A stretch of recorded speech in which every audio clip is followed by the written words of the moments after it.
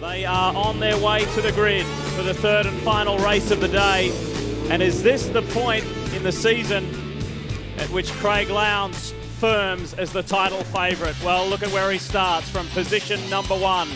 He has the best cumulative score from races 1 and 2, and right alongside Rick Kelly, his teammate Garth Tander from the second row, and Lowndes' teammate Jamie Whincup from the second row as well. So once again, races 1 and 2 added together, their scores determine their grid positions, and it's a pretty interesting looking grid at that. Yes, it is. I think we're in for an outstanding race in this third one. It'll be interesting to see whether a couple of the quicker guys are able to make some pace from the mid-grid and beyond. And those at the sharp end are certainly worthy combatants. I spent some time with the investigating and prosecuting officer Peter Wallerman and also driving standards observer Colin Bond between races 2 and 3 to get a better idea of what happened at the start of race 2 into turn 1 and of course on the exit of turn 1. And Max Wilson and Will Davison touched on the way into 1. That's what triggered the chaos down there. And then Maxi, with a broken steering arm on the right-hand side, rocketed into Todd Kelly. No breach of rules was the decision there. And ditto, in terms of the exit, Andrew Jones and John Bowe were squeezing a little. And Andrew's car actually rode up over John Bowe's car, and that's what made Paul Radisich brake, which is why he got hit from behind by Steve Owen. Again, no breach of rules. So they're the cars that line up now for this third and final race. 140 kilometres. Air temperature 30 degrees, track temperature 40 degrees. Not quite as hot as we had in race 1, but still a fairly blustery southeasterly blowing pretty much to the front right-hand corner of those cars on this straight. Will we get a repeat round winner in Craig Lowndes or a new one in Rick Kelly? We'll find out now.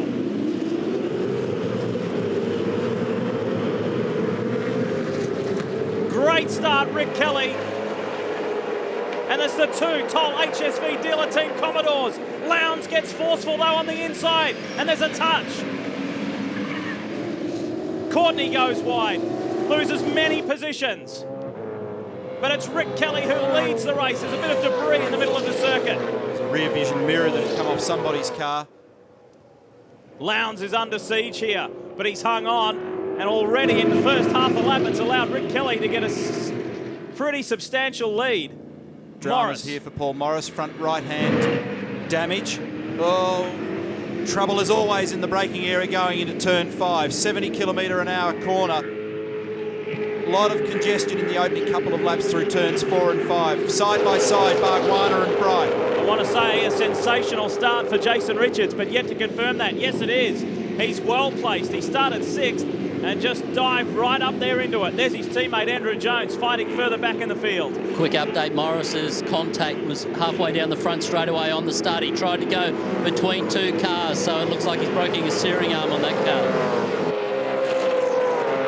An 1 minute 18 standing lap for Rick Kelly. Look at that gap, 1.4 seconds Rick to Craig Lowndes. Outstanding performance. Jason Richards, as you pointed out, Lee. Garth Tander, Mark Winterbottom, Jamie Whincup, Russell Ingall, Steve Richards, Mark Scaife, Cam McConville. That's the top 10. Jason Richards just told me in the break, as Luff has got problems, he's facing the wrong way, gets going again.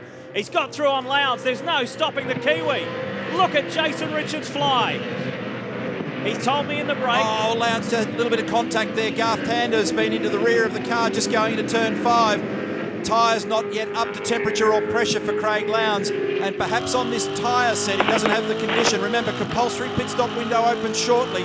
He'll get onto a better set of tyres at that point. And that's what Richards feels. He's got good tyres left for this third race. He feels the package is there, and he's eaten into Rick Kelly's lead very quickly.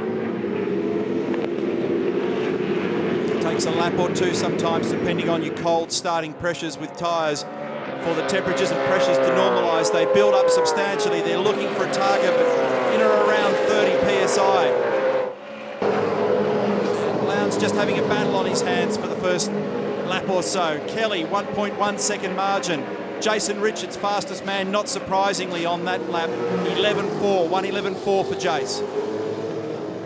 There was a nervous start earlier for Whincup in pit lane before they left for the start of this race. That car wouldn't start on its own battery, but the team were allowed to strap and zip tie a battery pack in over the top of the original battery in that car, and they're allowed to start with it, and everything seems okay for Jamie at the moment. He started from 4th. The race car engineers are on the radio and they're using their other string to their bow, and that is psychology at the moment. The very calm voice car's gone around here. One of the HRT cars, is it, boys? Yes, it's Todd Kelly, Greg, that has been spun, and his day goes from bad to worse. His season has been miserable. That is the only way you can describe it. The point I was going to make, boys, is that Campbell Little very calmly told Lowndes just to settle down, get some heat into those tyres. We apologise for that, Todd. Obviously very fired up at the moment. And at the same time, Matthew Nilsson warning his driver, we do not need a drive-through penalty. We do not need a drive-through. Let's keep it calm. Turn 4, pass on the inside for Jason Richards on Craig Lowndes. And a distraught Todd Kelly, just upset about the fact that he got turned around. Also turned around there is Warren Luff. 10.6 the lap time that time for Jason Richards. He's on fire. He's got the margin down to virtually nothing. He's applying huge pressure to Kelly. Well, we saw him put in a stunning time at Winton, but overall the round didn't come together. He said, this is our best round of the year overall. Let's capitalise on it. Our potential and the results haven't met yet. Let's hope this is the race where we can show it. That's what he told me before, and he's showing it right now. The car's obviously very good, but he's clearly got tyre grip. They must have managed their tyres in such a way that both sets that he has for this segment of the weekend, race 3, and the 2 splits in that because you've got the compulsory tyre stop in the middle. He's got a pile of tyre grip. You can't make that sort of ground with anything other than sheer grip. Zinger replay. This is Marcus Marshall and one of the DJR cars coming together. Just got hip and shouldered off the road. So have a look here for Jason Richards on the run down the straight. Is he in striking distance? Not quite at the moment. Now all that pace is gone. He did a 10.6 the previous lap. That very lap that we witnessed, 11.7 now that he's under the back of Rick Kelly. And if you're new to watching V8 Supercars, while these two cars look very different, they are completely different teams. Great move, look at this. He did it on Lowndes, he's done it on Rick Kelly. Beautiful work, Jason Richards. A nice, decisive move. No likelihood of contact there. Rick gave him plenty of space. He sensed that the other car had a pile of speed. Jason Richards is bolting into the distance. The Tasman Motorsport man, the SEW Eurodrive Commodore, he's gone. And his plan is to stay out a little bit longer. He said if we're up the front, we'll stay out a bit longer, and if we've got some clean air, we'll make the most of it. And that's exactly what he's got right now. On board with Scaife. Chasing Russell Ingall. These fellas disputing 8th and 9th. In front of Cam McConville. That's Stephen Richards up in the foreground. Here's the move again. Zinger replay. Jason Richards down the inside. SEW Eurodrive Holden on the HSV dealer team car of Rick Kelly. And a nice job at that. And Neil, this is obviously a team that's very much on the growth curve of V8 Supercar Racing, Tasman Motorsport, and having spoken to one of their team members during the break, a few of the boys feel that maybe they need to channel some of their funding into engine development or an engine development program. Boy, you wouldn't think it needs it based on the pace of Jason Richards at the moment, and Neil Part-Burns always does a great job there with their engines. Very quickly, some unanswered questions post-race 2. Paul Dumbrell dropped a cylinder in the Jack Daniels Racing Commodore. There was no warning. There were no temperature issues, and there was no misshift from Paul Dumbrell. And the guys at HRT, they're maybe a little cagey with me at the moment. I can't get a straight answer on this, but there's some sort of problem with a brake bleed nipple on that left rear of Mark Scaife's car that may have been at the centre of his brake dramas in race 2. I went and spoke to Mark in the transporter to try and get a handle on it, and it was pretty much as we described it in race 2. It was loose. Some fluid got away, of course. That aerated the system hydraulically. They had to pump the air out of it. Here's Scaife trying to sneak up the inside of Ingall at turn 4. Job not done, though. A little bit of contact here between the two. And, of course, Russell has the inside then. And, in fact, Mark yields. You do not want to be on the outside of turn 5. Nice to see the old rivals back on track together. We haven't seen them dueling much this year, but it's on now. Down into turn 1. Scaife's got the preferred line, and he's got Ingall. No argument there. And just on the subject of turn 5, we saw Greg Murphy and Garth Tander. There's Russell returning serve as they come off turn 1. GT and Murph got together at turn 5. Of course, in the latter part of race 2, And there was no breach of the rules in that one either as far as race control was concerned. And the boys addressed it themselves by putting the positions back as they were. They knew that they'd been both involved in a bit of chaos up there. Major disappointment for Mark Winterbottom during that stop. He spent a long time in the pits here as the team couldn't get the left rear wheel off that car, so he'll lose some valuable positions. Cars in the pit lane, it looked like he lost about 6 or 7. So remember that Lowndes, Tander, they're the first of the front-running fast guys to come in and pit. And Winterbottom as well, as Darryl just detailed. And we will follow this closely to see where it all shakes out. 1.8 seconds at the last count. Jason Richards to Rick Kelly. What have we got this time? 2.5 seconds. That lap for Jace was an 11 even. 1:11.8 for Rick Kelly. And he said in race 2 he was blown away by how quickly and effectively Garth Tander went by him down the straight. He said those toll cars have got some straight line grunt. Well, his isn't looking too bad at the moment. Lee, I can tell you that James Courtney had a long stop here in pit lane. There was no problem with the stop at all by the Stone Brothers Racing team, but he's copped quite a hit in the rear of the car, and they had to remove some of that bodywork before they could send him. A number of cars, including Mark Winterbottom, were able to leapfrog him here in the lane. Whincup rejoins. He's been very racy this weekend. Started on road 2, done a great job. Wonderful start for him in the championship in Adelaide, Clipsal 500. Real discovery of this year's series. Had a couple of patchy rounds. Dropped as low as 10th in the championship after leading in Adelaide. He's rebounded to be 8th coming into this final race of round 5. Been a much calmer display this weekend, you could describe it as Scaife has now got some definite distance over Russell Ingall. Jason Richards lap 10.9. He's got a 3.3 second margin over Rick Kelly, 1:11.7 for him. Mark Scaife's was an 11.5, so everybody bar Jason Richards at about the same pace.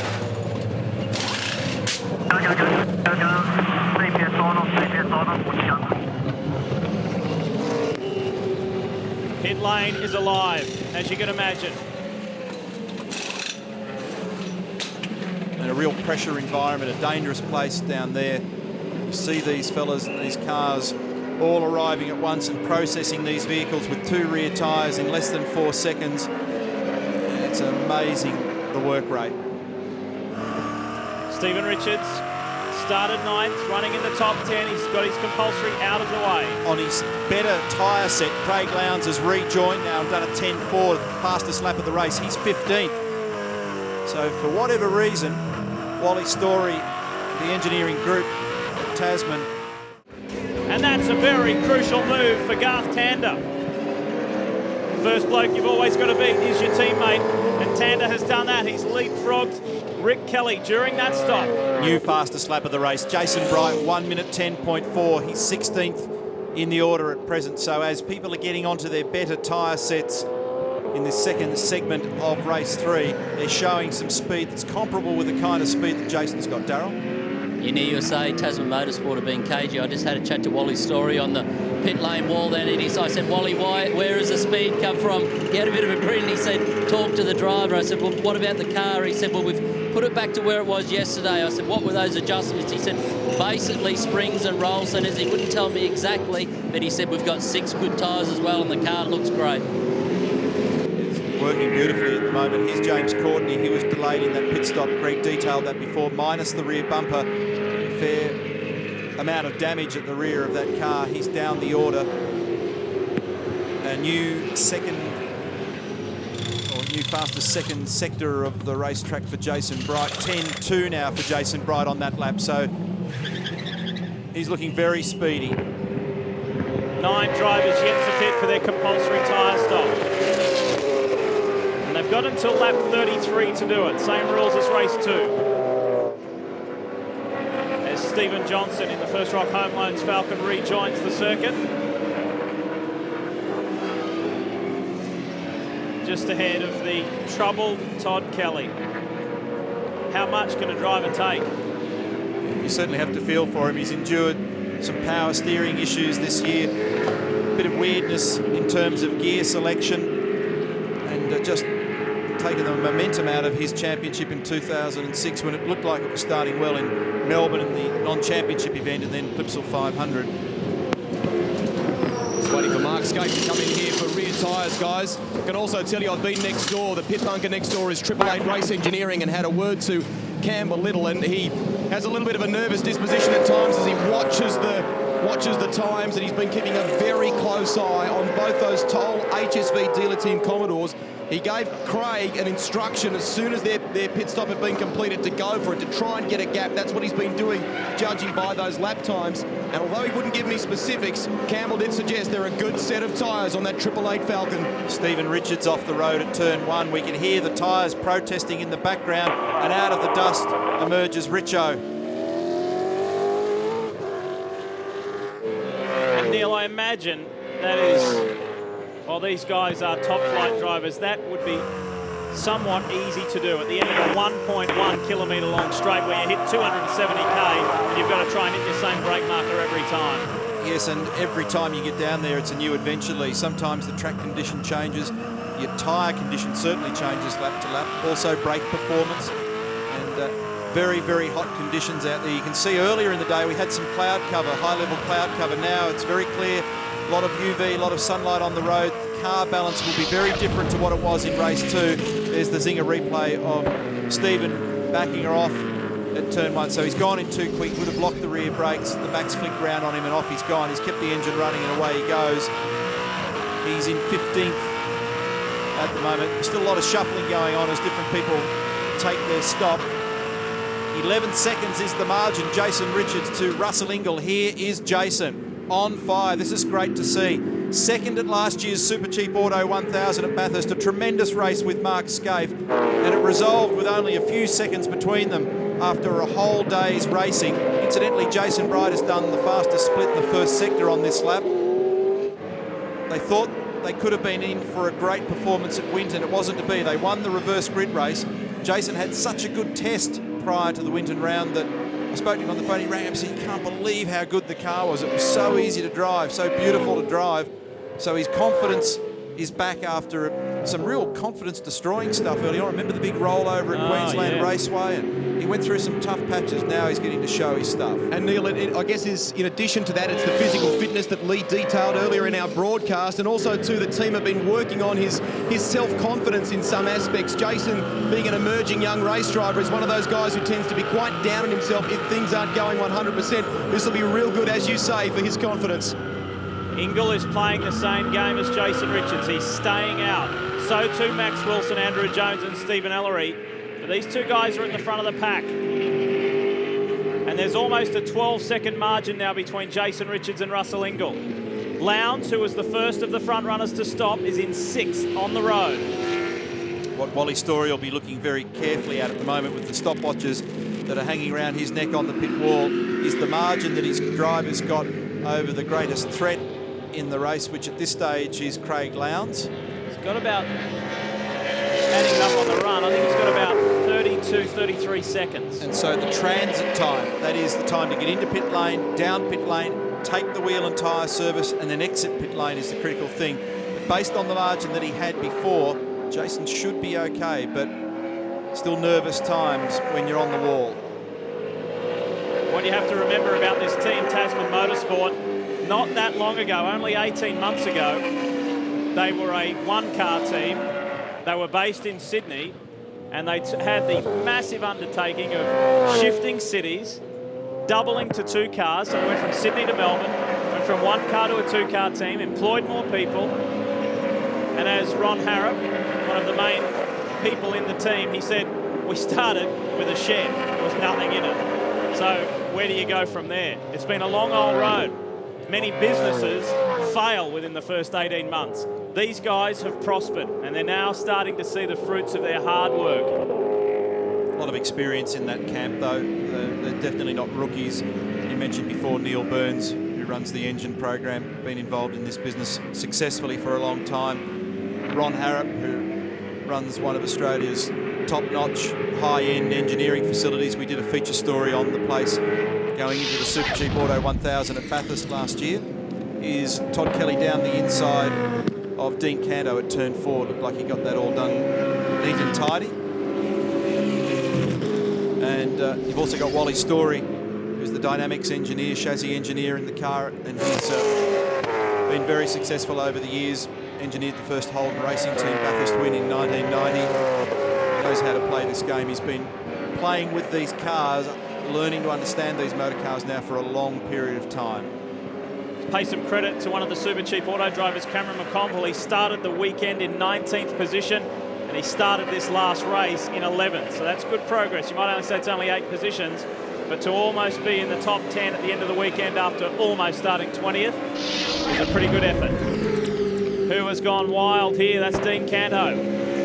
Off and back on. Somebody was in trouble down at turn 1, 2. Again, you could hear the tyre squeal in the background as drivers are exploiting the grip limits. A little bit of damage here and there on bumpers. Colin Bond and Peter Wallerman also pointed out to us in a meeting earlier in the weekend that they're going to pay particular attention after looking at and reviewing some notes from the first rounds of the championship at these nose-to-tail concertina-type accidents that happen as Andrew Jones comes in. Andrew was lying in 6th position prior to this stop, and they're going to pay particular attention to incidents where someone at the back of the pack triggers the skiddles, and then ultimately the fellow at the front of the pack ends up with rear bumper damage and pays a penalty with a drive-through. They're going to be particularly vigilant when it comes to who triggers these things from afar. These two are fighting over 8th place at the moment, but remember there are several people at the head of the list still yet to complete their compulsory pit stop. It's Jason Bright up against Jamie Whincup. And Whincup is very much settling into this team, really finding his feet, feels he belongs there now. It was a massive step up during the off-season, and a lot was made of it. Massive opportunity for him to sit alongside Craig Lowndes in 888 Race Engineering. But now he knows what's expected, he knows what to do. He's won a round, he's won a race. And Barry with a late call there, pit this lap, come on in. So he comes from 2nd on the road to complete his compulsory stop. He was 14. Can we fix your car? Can we make a change? Barry's asking if we want to make a Russell, change. you got me. Do you need a change? Yeah, just thinking about it. You better think quick, Russell. You got time, maybe a turn of roll centre. One turn of roll centre. What do you need? Which way? Better tell him. Let's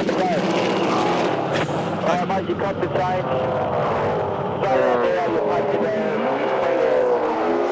He called for one turn of roll centre, but we don't know in which. Oh, there's been a big crash. Trouble. Bad sounds coming from down at turn 1 by the sound of it. Look, you can see the skid marks. Who is it? Whincup. Now, he was fighting with Jason Bright. They were arguing over the same piece of road. And I guess it sounded worse than what it was. Sounded gruesome. 31.1 seconds is the margin between Jason Richards and Craig Lowndes. 11.4 on the last lap for Jason Richards. His best lap was at 10.6. Ludo Lacroix on the right, chief engineer for 888 Race Engineering and team owner, co-owner Roland Dane on the left. I'm just checking with Jamie to see what the story is here. Still waiting for Craig Lowndes to cross the line to see what his relative speed's like to Jason Richards. I'll give you that information shortly. Best lap of the race so far, Jason Bright, a 1 minute 10.2. Lowndes is taking time out of Richards, 30.8 on the last lap and 11 even for Craig Lowndes. So, what do you do now? This head-to-head battle, Jason Richards-Lowndes, with that margin diminishing. Do you bring him in now and get Jason to get his new set of tyres? You're absolutely right, Lee. There was not much else to it. It sounded an awful lot worse. I was sure that was car contact down there. Just on the very exit of turn 1 and a couple of other spots here, there's Stephen Richards off again. So I'm thinking that maybe they've got a little brake issue. His teammate swallows him up as well. See the bright green on the back of the ripple strip in a couple of places here is AstroTurf to stop the cars from digging out dirt on the back end of the ripple strips, Greg. It was good work by the Stone Brothers racing team, given the relative lateness of that call by Russell Ingall. I can confirm for you, that they got that one turn for the roll centre in, and they're just trying to improve the rear stability in Russell's car, just give him a bit better support there at the moment. Darryl? compared to Craig Lowndes at the moment. Lowndes has some clear air in front of him, and Jason Richards now starting to stumble across a bit of traffic. He's coming up behind Bow, and then he's got Canto in the distance, so that's going to close the gap down if Lowndes has got clear air. Yeah, the margin's diminishing, 29.7 seconds. Jason Richards, Craig Lowndes now. Daryl or Greg, I'm not sure which one of you is closer. Go and strong-arm the boys at Tasman. Go and grab Wally Story and find out when they're bringing him in. I reckon that the reason Wally might be keeping him out there is this could have been elements of the better tyre set, and the next set are not so good. Not so good. Foot cam with Mark Scaife. Change the colour of the throttle pedal in it. This is the braking approach to turn 4. 90 kilometres an hour just here. Carries the brake almost to the apex there. See how gently he applies. Flat shifting to third. Blip the throttle back to second.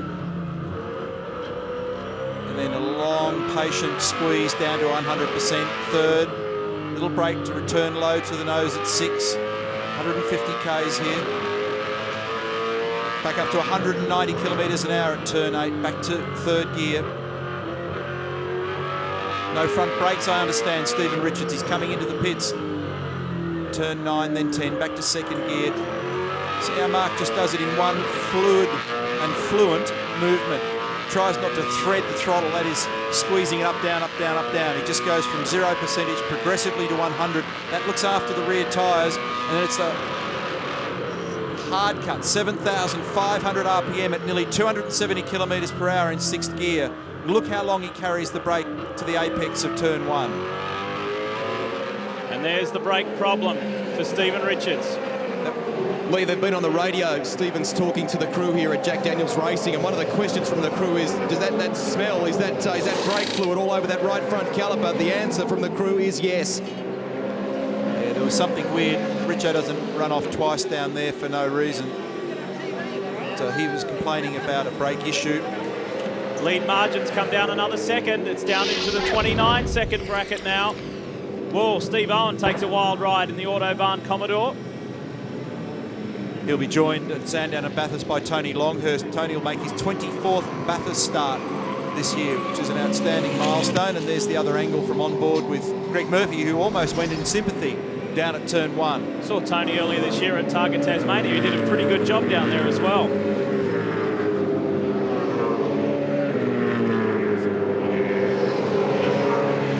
Just to give you guys a bit of an idea, if you're doubting the tyres for Jason Richards in his next stint, they say they're pretty good tyres, and Wally said they were. The left rear, you can see there's got 3.8 mil on it, and the right rear is probably a little bit better quality, 3.7 on the inside, but 3.9 on the outside, Mark O'Neill. So they still look pretty good, like the tyres he's going to take. There's Wally's voice, pit next lap. So Wally's not going to play the game anymore. The margin's down to 28.7 seconds, and they start with 4 millimetres of tread depth, and those little dimples, those tread depth indicators on the tyre, give the tyre engineers an opportunity to measure the wear on the tyre, and that tells them whether what's described as their camber angles are right. The front and the rear, the camber's adjustable on these cars. They run negative at both ends, more on the front than the rear. Sometimes pretty radical numbers on the front, maybe 6 degrees or something like that, 2.5 degrees or something in that order on the rear. I think they've got a right front caliper problem on Stephen Richards' car, which they're now going to change. So the race is getting serious now. Zinger replay. This is on board with Ingle. Squeezes up the inside of Whincup. And so too does Max Wilson. Now get ready. The pressure is on Tasman Motorsport. We see it from a different angle with Ingle. 28.3 seconds the margin between Richards and Lowndes. And now all the pressure of this race victory is coming onto the Tasman crew. And it begins now. It's Jason Richards from New Zealand, the Melbourne-based Kiwi, up against Craig Lowndes for this race win. Probably adjust the anti-roll bars, adjust the brake bias, put a couple of new rear tyres on, flicks the green light off with a compulsory stop. Now where is Lowndes? He is coming, but how close? This will be the longest few seconds in Jason Richards' life, and I think Lowndes might get him here. It'll be very, very close. Yes. Easily. So now Jason has to play catch-up. And I'll tell you what, the Toll HSV dealer team boys are coming as well. Tander's the first one in the line. So Jason Richards is going to have a real fight for this one. Yeah, on cold tyres. And so he'll be vulnerable up into turn 4 and 5. The rears come up very quickly though. It's the fronts that are much harder work. Wally in the background, broken radio transmission. And you can be sure that Tander will attack. He will try and capitalise on this opportunity. It's like a breath of fresh air when you get another set of boots on the rear though, Lee, because all of a sudden they've got grip, and you know when he jumped on the throttle out of there, he'd been hard into it, 100% off the turn. And wow, we've got drive where after you've had the tyres on for the 25 odd laps we've done, it's all judicious. It's gently on the throttle and they squeeze them so carefully because the things are just sliding around underneath. But right now, they're starting to come up to tempered pressure and they've got grip, and already starting to just ease away again from Garth. Rick Kelly with his hands full with Jason Bright. Started the weekend quite ill, Jason Bright. Had one of those 24-hour flus, the bugs. And this is a replay of Will Davison. What started out as a promising weekend, he DNF'd the second race. And more problems here in the third. It's his first visit up north to Hidden Valley, and he will be back. Margin is 8.6 seconds, Lowndes to Richards.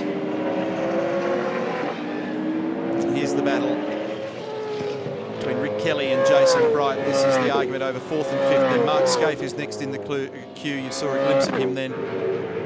Cam McConville, Mark Winterbottom, Russell Ingall, Max Wilson, that's the 10. Not a bad recovery by Max Wilson. That was a big contact that he had. I was actually in the steward's office when he came in to just have a look at the vision involved in his incident in race 2. He's a bit disappointed by the outcome. No driver likes to be involved in contact and damage with his car when he feels he's got a good race car under him. We gave McConville a bit of a pat on the back before, and again to highlight that, he started 19th, started the weekend 19th, he's now running 7th. That's a very solid performance in the Super Cheap Commodore. Behind him, it's Winterbottom, Ingall, Wilson, Whincup is 11, Barkwana is 12. So both WPS Fords. Keep it smooth, keep it smooth. Eric Pender talking to Rick Kelly. Ron Hamilton in the background there, who Media and Public Affairs for the Toll HSV dealer team. 8.7 seconds, Lowndes to Jason Richards. The Jake Daniels Racing team have taken the absolutely boiling hot AP Racing caliper off the front right of Stephen Richards' Commodore. They've replaced it with a fresh one. You described to the team in quite an animated fashion, Stephen, what it was like. Just tell us what the pedal felt like. Just no front brakes. Basically what happens is get to the end of the straight and push on the pedal, and one side of the master cylinder just goes, the pedal goes until it pulls the rear brakes on. So not much we can do about that. We've just got to try and fix it, get some points. Hard luck, Stephen. Pretty unusual thing to happen, Greg. Maybe it blew or started to have a weeping caliper seal or something like that. Unusual. You don't see that many brake dramas in V8 supercar racing. 20 laps of this race to go. These will be critical laps, and this will be where we see who's looked after their rear tyres, what their general car balance is like. Scaife's got closer to this little group. Here's the Zinger replay. Just as we went to the break, Jason Bright, surgical move down the inside, clean and done. Rick Kelly left him some space. Much better not to end up with car contact this far from the checkered flag. Here is Jason Richards. He is trying to whittle down an 8.5 second gap on Craig Lowndes. He's taken a 10th out of Craig in this sector. Best guy in this race as far as lap time though is Jason Bright at a 1 minute 10.2. Lowndes' best time is 2/10 slower at a 1:10.4. Now Jason's 8.3. And they're updating him that he's taken a couple of tenths out of Craig Lowndes. Nearly 3/10 on that lap, and that was Wally's voice in the background. Big job. 19 laps, 18 laps to go. 8 seconds, a couple of tenths a lap. That's not a great equation, but he might as well keep the pressure on because you never know what Craig's tyre condition will be like later in the last 10 laps. And who's coming? Lowndes is, Scaife is coming right behind Rick Kelly. We go on board with Lowndes. Lee there bleeding the brakes on the 7 Commodore of Stephen Richards, hopeful of getting him back out in a few moments' time. In between time, Larry Perkins and Barry Ryan from the team here have been having a good close look over that right front caliper that's come off the car. There doesn't appear to be any seal damage or any piston damage. Larry's words to me were a few moments ago, he said, I'm not sure why they've taken this thing off. It doesn't look like there's a problem with it. Let's ride with Craig Lowndes for a full lap of Hidden Valley. Look how long this straight is.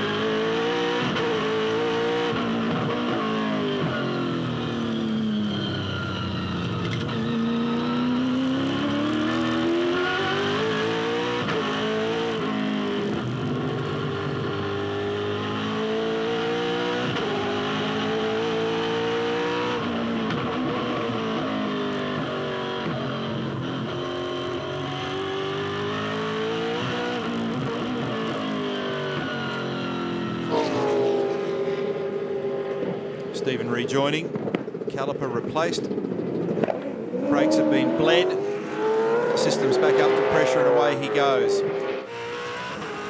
Just looking in the rear view mirror, trying to insert into the traffic safely. Very difficult to see out of a V8 supercar. Peripheral vision is masked by your helmet. Your movement is obviously restricted by the hands device.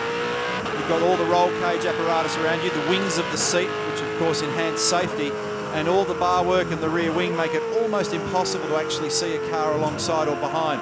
You get glimpses of colour and you have a general idea of who's around you, and you come to learn which is which and who's who and who to trust and who not to.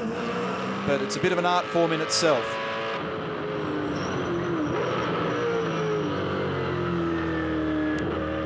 Mark Scaife, 6th. When you consider the shocker in the reverse grid race, not bad. It's going to be a points yield for him, but not much more. 246 of them in the bank so far for this weekend. It's still not too bad. Of course, you can check out all of the information relating to this category on the website. And also on the website, Neil, you can support your team on October 6th. And what is October 6th? It's V8 Supercars Fan Day. Now, there are a variety of things that you can buy on the website. And why buy these things? Well, there's key rings and there's various things, carabiners, and all of the proceeds will help on the Fan Day for V8 Supercars and assist with V8 Supercar Australia's help towards UNICEF Australia's Indigenous Australia Advocacy Program. So it's going towards a very worthy cause. Last year's Fan Day raised $50,000 for a great cause for UNICEF, and this year they're hoping to double that number. Tremendous cause. 7.9 seconds is the margin, Craig Lowndes. Jason Richards, first sector splits about the same on this particular lap, but he's just ever so slowly whittling that margin. Is it enough though? We're running out of laps. Another ripper crowd here this weekend, Lee.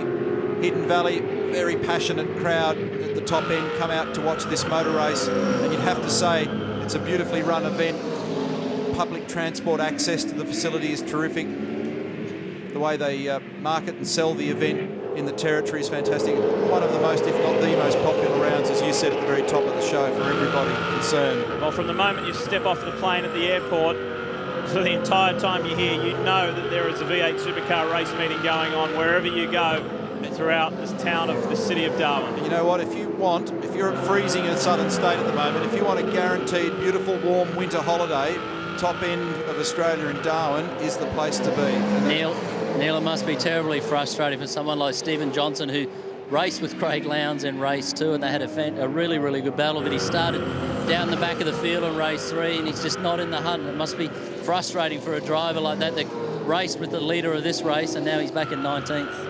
Just to back up the new Tourism Minister for the Northern Territory, Neil Crompton, we've had a variance in ambient and track temperature since the commencement of this race. We started out at 33 degrees. The air is currently 36. The track commenced at 40 right now, 43 degrees on circuit, but not as hot as we saw in Friday's 2-hour practice session. He's just writing down notes, Rusty. He knows that you nailed him then, so there's a payback coming your way. Yeah, I think it's 30-15 in your favour. You're in trouble, brother. Look at this group, really forcing the issue. Ingles in the mix, Winterbottom's in the mix. McConville's a little further up the road. and Maxie Wilson tucked in behind them. 7.7 seconds now, the gap between Craig and Jason. Then 5.4 seconds back to Garth Tander, 0.8 between Tander and Bright. So that one is illuminating. Todd Kelly on the radio, very frustrated with the behaviour of his car at the moment. What a shocker of a weekend for the man who was on a hat trick. Down in 23rd. Here's Winterbottom. 8th and 9th, Russell Ingall tucked in behind. Here we are with Rusty. Now, if things stay as is, which it looks like they will, with Lowndes with a 7.5-second lead, pretty important break in tradition here today, because we've only been here 8 previous years, and of those 8 years, as Ingall thinks about it on Winterbottom, the round winners have either come from the Holden Racing team or Stone Brothers. Way back in 98, the first year, Russell Ingall won for Perkins. But of course, ever since then, it's either been Stone Brothers Racing or the Holden Racing team. Lowndes and Triple Eight are about to break that tradition. Lowndes has never won a round up here. He's on target to do so at present. He's certainly shown pace in the past. For various reasons, never quite come together. 7.6 seconds is the margin. Beginning of the year when we all headed to Adelaide for that marvellous Clipsal 500, and everyone was talking up Lowndes, but it was his teammate who stole the show down there, and then things kind of went different directions. Well, now perhaps this is what all the pre-season hype was about. This is the true strength of Craig Lowndes that we're seeing now. He's on his way in just a dozen laps to be our first multiple round winner of the year. That's right, 4 round wins to 4 individuals so far. Scaife, Whincup, Stephen Richards in Perth and Craig Lowndes. Paul Radisish here is down in 13th position. Courtney, that's Greg Murphy tucked in behind him. Then it's Paul Dumbrell. Jason Bright and Garth Tander. That's the nail biter at the moment. This dispute for 3rd and 4th is an interesting one. Still 7.6 seconds between Craig Lowndes and Jason Richards. This one, though, is not resolved. Oh, Jason down the inside. No! They make contact.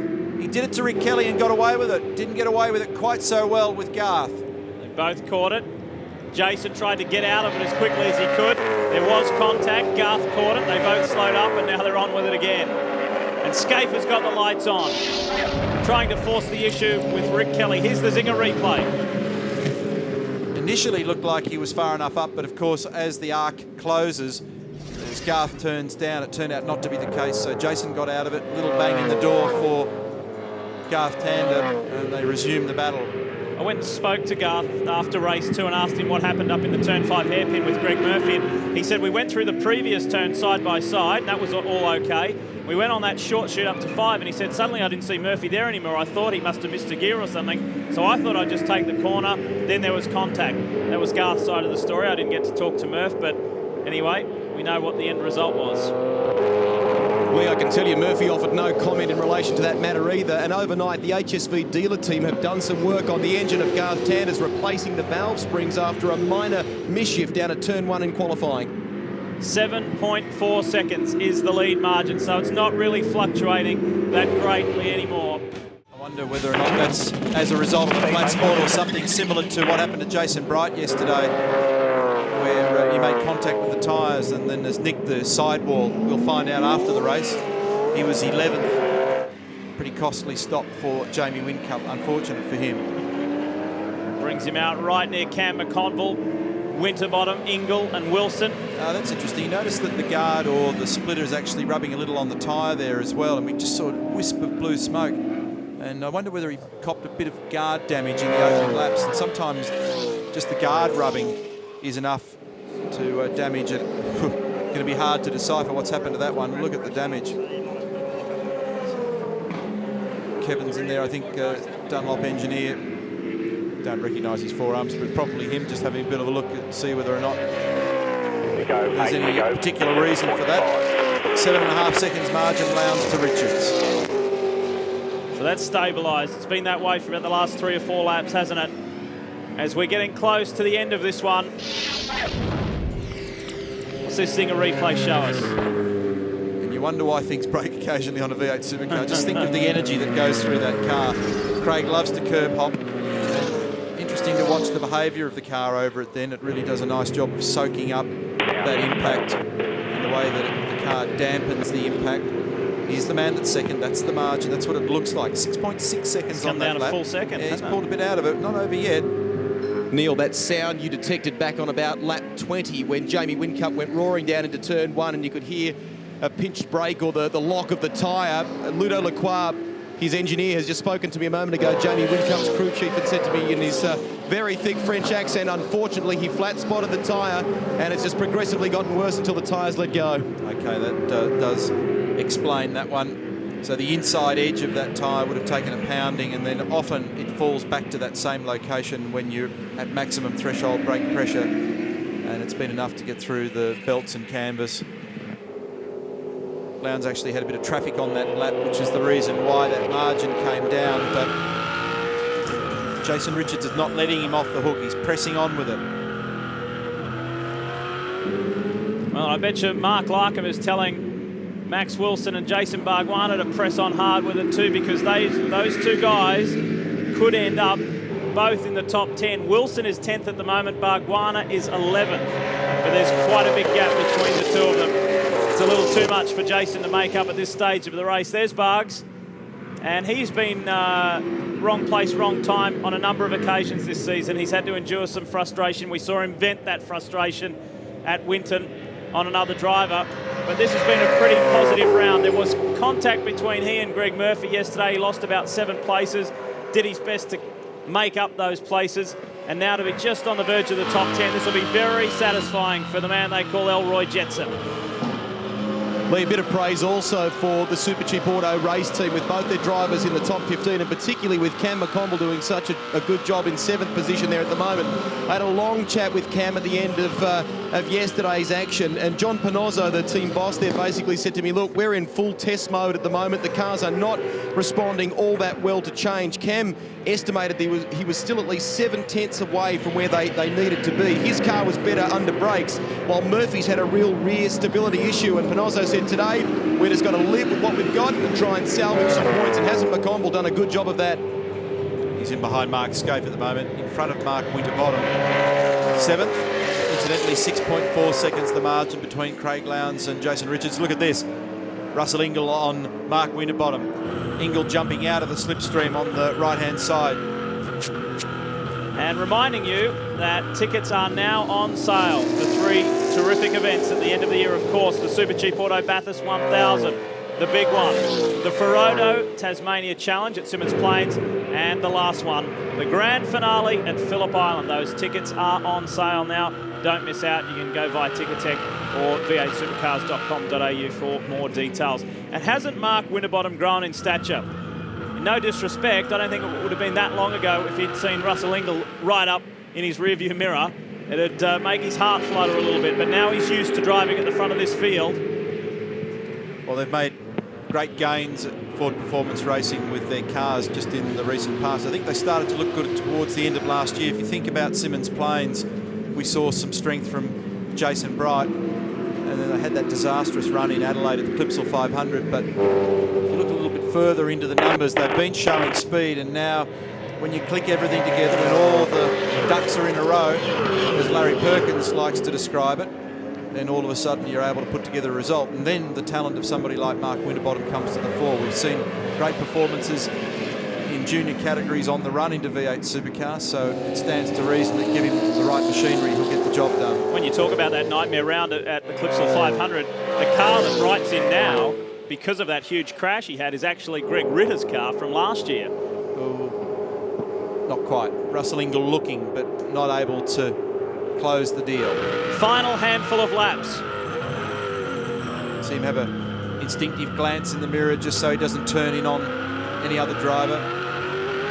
Tell you another good effort over the course of the weekend, and we haven't seen much of him other than when he was sideways at the beginning of race 2, is Paul Radisich, because the Rat qualified 23rd and he's in 12th at the moment. So that's a substantial progression. Here he is for Team Kiwi Racing.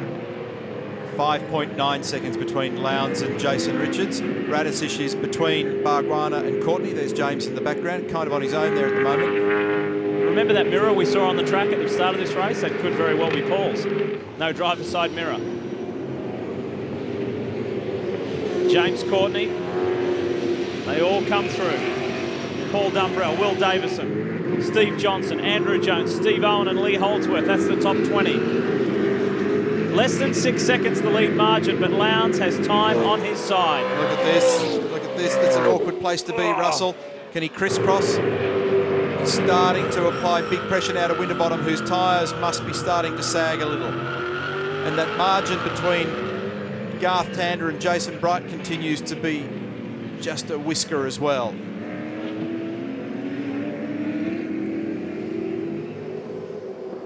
Didn't hear anything further about that course marshal running across the track earlier, did you?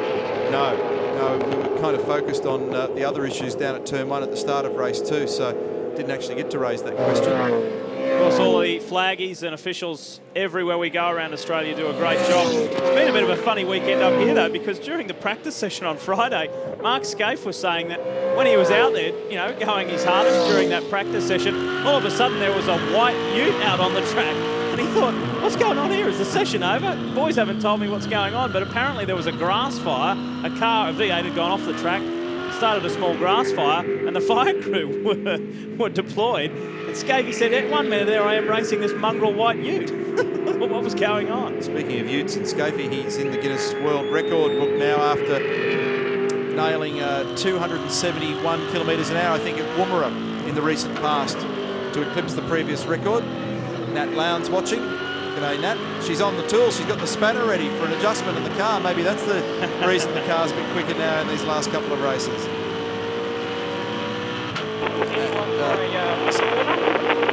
No prizes for guessing that this man will win the round in just 2 laps' time. But behind him, it's an interesting situation because for the round, teammates Garth Tander and Rick Kelly will be tied if they stay as is. But because Tander is in the higher position, he's in 3rd at the moment, while Rick Kelly's in 5th. Tander will get 2nd for the round. A 12.4, 1 minute 12.4 for Lowndes, a 12.0 for Richards, a 12.5 for Tander, 12.9 for Bright, 12.6 for Rick Kelly, 12.6 for Mark Scaife. So again, of the key cars, Jason Richards is the quickest. You'd see Scaife in the background before, had his lights on. There's this little battle we've been discussing. And it's just opened up a whisker now. It's a second between Tander and Bright. There's Scaife. He set that record in an HSV Maloo ute. And I haven't got the bit of paperwork here, but it was about 270 odd kilometres an hour. So among all the other trophies he's got on the wall, he's in the Guinness Book of Records now, which I haven't had a chance to give him a tweak about, but I'm sure we will at some point. We're in the closing stages here in Hidden Valley. Last lap. It's been a wonderful weekend. And for Lowndes, this means he really gets his championship challenge on track. And a wonderful race and a complete weekend. A very consistent weekend for Jason Richards and Tasman Motorsport. But for Ford fans, Lowndes fans, terrific weekend. He ticked it off his list at Winton. Had never won a round at Winton. He's done that now. He'd never won a round up here, as Neil said earlier. Well, in about a quarter of a lap, he will achieve that as well. Read an interesting statistical note earlier this weekend that if a Ford were to win this round, that means that the BA model Falcon would equal the Sierra, the RS 500 Sierra, as Ford's most successful model in touring car racing in Australia at 25 wins. So Lowndes, he's always there when the statistics count, and he's bringing it home. The first back-to-back round winner, and it's his first at the top end. Lowndes wins in Darwin. 6 seconds on second and 18 seconds on Kelly. Good work, Craig Lowndes. Solid stuff. Great performance also, worthy mention there, Jason Richards, 3.8 seconds back at the end of 48 laps. Garth Tander 3rd, Jason Bright 4th. Thanks, guys. Deserve it. Finally, we get a podium. Garth Tander in the background. Rick Kelly got home in front of Mark Scaife. Cam McConville's going to get in front of Mark Winterbottom. Rusty is in behind, Russell Ingall that is. There's a hot, sweaty Craig Lowndes and hot, sweaty, happy Craig Lowndes. Yeah. To come back from the weekend. Good stuff. So he picks up his third race win of the year, his second round win. Campbell Little, Roland Dane, they congratulate their men on a good weekend's work. Wow, can't wait to see the championship points now. And don't forget too, on corrected points, that would put Lowndes in a very strong position, if not at the top. After the shootout, when Craig ended up 6th, Roland Dane said to me, I wandered into the garage, looked at the boys and said, stop thinking about the motorbikes, boys. Yeah, holiday's over. Holiday's over. 6th is not good enough, but winning a round is, and winning a race. There's the unofficial confirmation. 3.8 seconds is the margin. Lowndes to Jason Richards, Garth Tander and Jason Bright. That was a terrific battle all the way to the end. Congratulations to Max Wilson, bringing home a top 10, also to Bargwana, and those boys in the top 15. Murphy, something to smile about at the end. Well, what a weekend, what a round. The Sky City V8 Supercar Triple Crown. And a first-time winner. He's won a lot of things, Craig Lowndes, but this is his first win at the top end. We'll talk to him shortly. But on the podium from the HSV dealer team, third for this round. Give a nice welcome round of applause. Rick Kelly, ladies and gentlemen.